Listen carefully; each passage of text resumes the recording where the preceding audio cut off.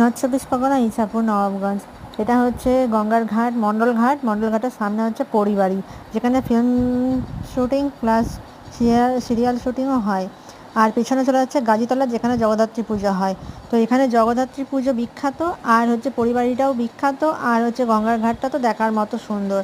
সামনে মণ্ডল ঘাট, মণ্ডল ঘাটের সামনে দিয়ে চলে যাচ্ছে মিউনিসিপ্যালিটি এলাকা, আর পেছনে চলে যাচ্ছে রাইফেল ফ্যাক্টরি।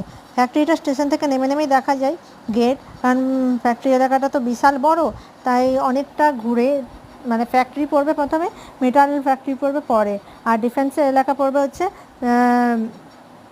মিউনিসিপ্যালিটি এলাকায় পলতা পার্কে। তো আমি যেখানে দাঁড়িয়ে ভিডিওটা করছি এটা হচ্ছে মণ্ডল ঘাট, যেখানে হচ্ছে পরিবাড়িটা। এখানে ঝুলন মেলা বিশ্ববিখ্যাত, ঝুলন মেলাতে মানে 1 মাস ধরে এখানে মেলাটা হয়। এই যে রাইফেল ফ্যাক্টরি, এটা হচ্ছে গঙ্গার ঘাট।